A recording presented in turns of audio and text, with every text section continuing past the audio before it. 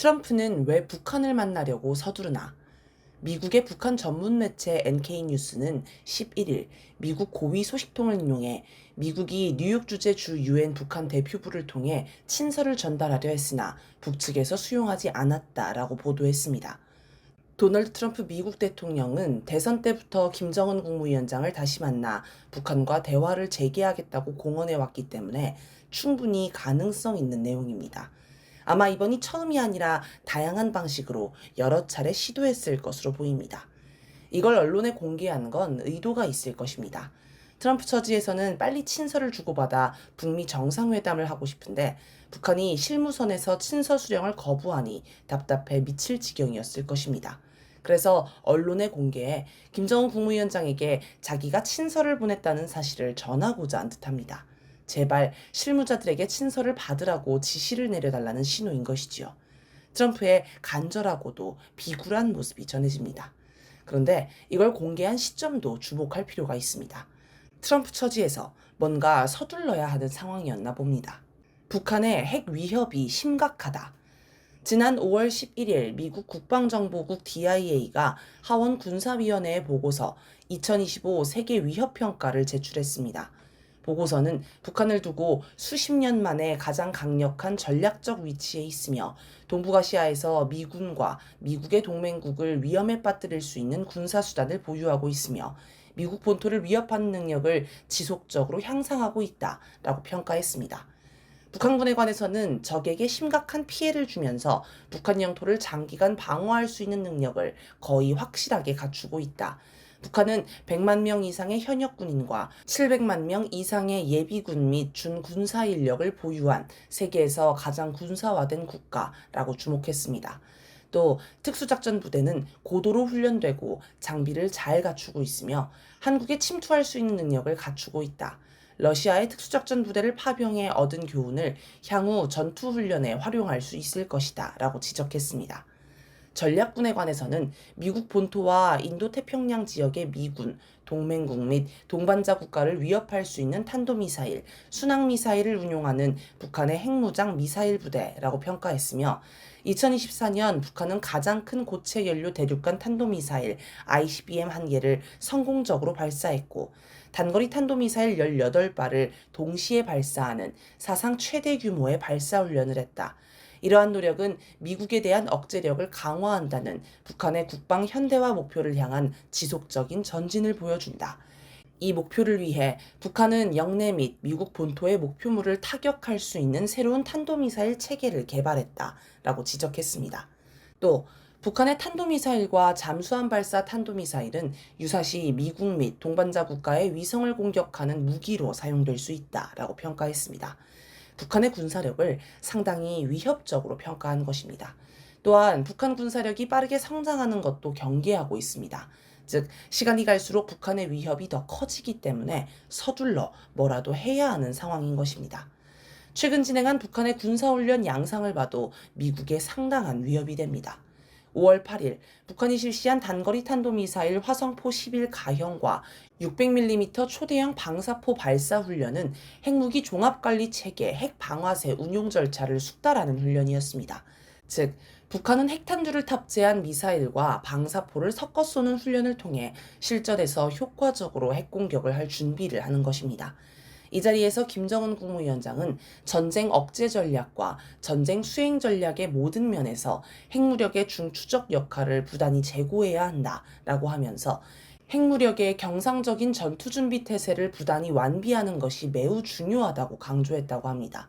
경상적인 준비 태세란 24시간 언제든 명령을 집행할 수 있도록 대비하라는 것입니다.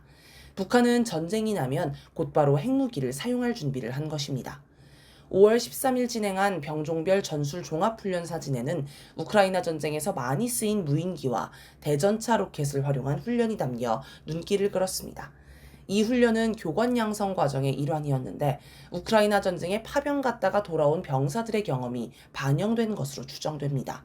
실전 경험이 전파되면서 북한군 실전 능력도 더욱 향상될 것으로 보입니다. 5월 17일 북한 노동신문이 보도한 공군훈련도 무인기에 대응하는 훈련이 중심이었습니다. 또 신형 장거리 정밀 활공 유도폭탄 적용 시험도 진행했는데 유도폭탄은 우크라이나 전쟁에서 강력한 위력을 발휘해 주목받는 무기입니다. 또 최근 인도, 파키스탄 국경 분쟁에서 파키스탄이 인도 공군을 압승한 전술인 헌터킬러 훈련도 진행했습니다. 이걸 보면 북한 공군이 최신 전쟁 사례를 연구하며 발빠르게 적용하고 있음을 알 수 있습니다. 이 자리에서 김정은 국무위원장은 오늘과 같은 훈련이 비행사들을 현재 공중전투조법에 숙련시키는 데 매우 유익한 훈련이라고 평가했습니다. 4월 25일과 6월 12일 각각 진수식을 진행한 최연급 구축함 2척도 미국에 상당한 위협이 됩니다. 지금까지 북한이 건조한 구담 가운데 가장 큰 최연급 구축함은 배수량이 5,000톤입니다. 한국 해군의 3,100톤급 호위함이 단독으로 하와이까지 갈 수 있음을 고려하면 최연급 구축함도 단독으로 충분히 하와이까지 갈 수 있을 것으로 보입니다. 김정은 국무위원장은 4월 25일 진수식에서 핵위협이 동반되는 조선반도의 군사적 위협을 능동적으로 안전하게 관리하고 유사시 적 해외 무력의 조선반도 무력 증강 기도를 구속하고 차단하는 데서 제일 믿음직한 수단은 원양작전 능력을 보유하는 것이라고 하면서 항용 제국주의 침략의 대명사로 인식되어 온 원양작전 함대를 이제는 우리가 건설하고자 합니다. 라고 했습니다. 이어 원양함대 건설의 배경으로 가장 반동적인 군사블록을 형성하고 조선반도 주변을 횡행하는 우리의 적수국들은 모두 해양국들이며 그들의 해외 침략 교두보, 무력 집결지, 병참 기지들도 대양과 연해에 자리하고 있는 점을 꼽았습니다. 또 6월 12일 진수식에서는 머지않아 적수국의 함선이 주권해역 변두리를 횡행하는 것을 지켜보고 앉아있는 것이 얼마나 자극스럽고 기분이 좋지 않은 일인가 하는 것을 적들 스스로가 체험해보게 될 것이라면서 확신하건대 머지않아 태평양상에는 침략의 전초기지 모항드레로 향한 우리 전함들의 항로들이 개설될 것이며 우리 동서함대들의 항해 일지에는 적수국들의 주요 항들과 해역명들이 기록될 것이라고 했습니다. 이걸 보면 북한은 오키나와를 비롯한 일본과 괌, 하와이 등에 있는 군사기지를 직접 공격하기 위해 구축함을 개발했으며 조만간 이곳으로 구축함을 파견해 수시로 드나들면서 적들을 압박할 것임을 알 수 있습니다. 특히 김정은 국무위원장은 이것이 우리 국가에 부여된 항행의 자유라고 강조했습니다. 원래 항행의 자유란 국제법상 누구나 공해를 자유롭게 항행할 수 있다는 개념입니다. 그런데 미국이 다른 나라를 압박하려고 일부러 다른 나라 영해 근처까지 군함을 들이미는 작전을 매년 수십 회 진행하면서 이를 항행의 자유작전이라 이름 붙였습니다. 특히 중국 영해 인근을 매년 통과하는 항행의 자유작전이 가장 유명한데 이 때문에 매번 미국과 중국 사이에 심각한 갈등이 발생합니다. 북한이 항행의 자유라는 표현을 굳이 쓴 건 미국을 겨냥해 우리도 미국 영해 인근에 군함을 수시로 드나들게 할 테니 어떤 기분인지 느껴보라는 뜻으로 보입니다.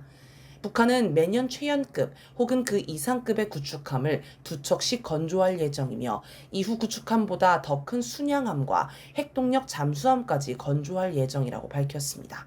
이들이 함대를 구성해 태평양으로 진출하면 미국에 큰 타격이 됩니다.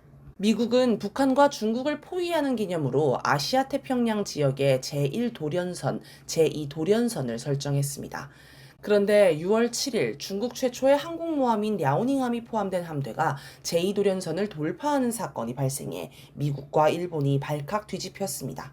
같은 시기 산둥함도 서태평양에 출현해 항공모함 2대가 합동작전을 펼치는 능력을 과시했습니다. 왕쇠멍 중국 해군 대변인은 10일 이 작전이 국제법을 준수한 연례훈련이며 특정 국가를 겨냥하지 않았다고 발표했습니다. 그동안 중국의 해양 전략은 미일의 중국 접근을 허용하지 않겠다는 반접근, 지역 거부 전략이었습니다. 이번 제2도련선 돌파는 중국이 그간의 방어형 전략에서 벗어나 태평양의 미군 기지를 직접 압박하는 공격형 전략으로 전환했음을 보여줍니다. 북한이 원양함대를 건설해 태평양에 진출하려는 것도 이와 유사한 측면이 있습니다. 이제 북한, 중국 함대가 수시로 태평양을 드나들며 미군 기지들을 압박하면 미국은 제1도련선, 제2도련선을 포기하고 오키나와, 괌, 하와이 등에서 철수해야 할 수도 있습니다.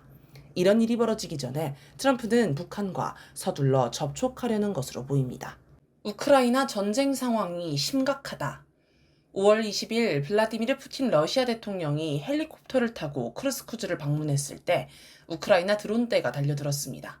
우크라이나가 푸틴을 살해하려고 한 것입니다. 6월 1일에는 우크라이나가 100여 대의 드론을 동원해 전장에서 멀리 떨어진 러시아 공군 기지들을 공격하는 거미줄 작전을 진행했습니다. 러시아와 우크라이나 사이의 평화 협상을 하루 앞둔 시점이었습니다. 러시아는 거미줄 작전을 테러 행위라고 규탄했습니다. 아마도 푸틴은 평화 협정을 맺어도 볼로디미르 젤렌스키가 있으면 소용이 없다고 생각했을 것입니다. 원래 테러 집단은 뿌리 뽑기가 쉽지 않습니다. 트럼프는 4일 푸틴과 통화를 했다면서 푸틴이 최근 우크라이나의 러시아 비행장 공격에 대해 강력히 대응해야 한다고 분명히 밝혔다라고 했습니다. 실제로 러시아는 6월 들어 역대 최대 규모의 공습을 연일 이어가고 있으며 우크라이나 점령지를 빠르게 넓히고 있습니다. 로이터 통신은 7일 러시아가 진짜 보복을 아직 시작도 안 했으며 지난 주말 러시아의 대규모 공습은 푸틴의 응징 축에도 못 낀다고 주장하면서 조만간 제대로 된 대응이 시작될 것이라고 보도했습니다.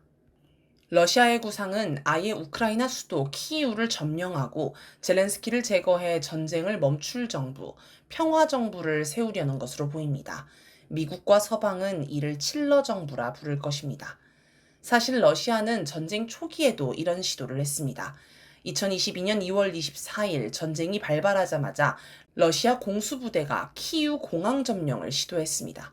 다음날 키이우에 러시아군 전차가 진입했고 엄청난 기갑부대로 키이우를 포위했습니다. 많은 나라가 며칠 안에 키이우가 점령당할 것으로 전망했습니다. 아마 러시아는 키이우를 포위하면 젤렌스키가 항복하거나 도주하다가 체포될 것으로 기대했을 것입니다. 그러나 젤렌스키는 키이우에 남아서 끝까지 저항하겠다며 영상을 올렸습니다. 결국 러시아는 젤렌스키를 체포하지 못했고 키이우 점령도 실패했습니다. 젤렌스키 체포에 실패한 건 우크라이나와의 정보전에서 밀린 것으로 평가할 수 있습니다. 이런 와중에 세르게이 쇼이구 러시아 국가안보회의 서기가 4일 북한을 긴급 방문해 김정은 국무위원장을 만났습니다. 김정은 국무위원장과 쇼이구 서기가 어떤 대화를 나눴는지 자세한 내용은 공개되지 않았습니다. 다만 노동신문은 공동의 핵심 이익을 수호하기 위한 일련의 중요 문제들, 각이한 분야들에서의 상호 협조 사항들이 심도 있게 토의되고 우크라이나 사태를 둘러싼 정세 발전과 국제 및 지역 정세에 관한 양국 지도부의 견해와 의견들이 폭넓게 교환되었으며 완전 일치한 입장을 확인하였다라고 보도했습니다. 또 김정은 국무위원장이 우크라이나 문제를 비롯한 모든 심각한 국제정치 문제들에서 러시아의 입장과 대외 정책을 무조건적으로 지지할 것이며 조러 국가 간 조약의 조항들을 책임적으로 준수할 것이라고 발언한 것도 보도했습니다.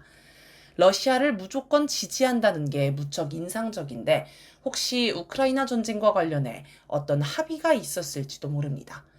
우크라이나 전쟁에서 주목받은 부대는 러시아 용병 기업인 바그너 그룹입니다. 바그너 그룹은 2023년 5월 우크라이나 동부 요충지 바흐무트 함락 작전을 주도해 유명해졌습니다.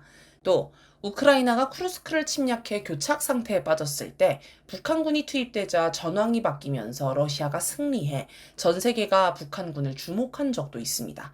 이처럼 우크라이나 전쟁을 보면 러시아 정규군이 해결하지 못하는 어려운 일을 정규군이 아닌 다른 군대가 해결했습니다. 그렇다면 혹시 쇼이구는 키이우 함락과 관련해 북한에 어떤 특별한 도움을 요청하지 않았을까요?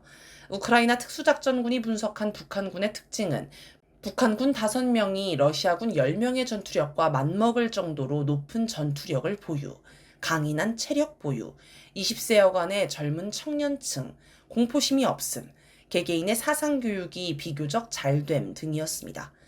북한군의 도움으로 러시아가 키이우를 점령하면 우크라이나 전쟁은 사실상 끝난다고 봐야 합니다. 수도를 뺏긴 젤렌스키가 저항을 이어가 봐야 별다른 의미가 없습니다. 트럼프는 이런 최악의 결과를 막기 위해 북한을 서둘러 만나려고 조급증을 보인 게 아닐까 싶습니다.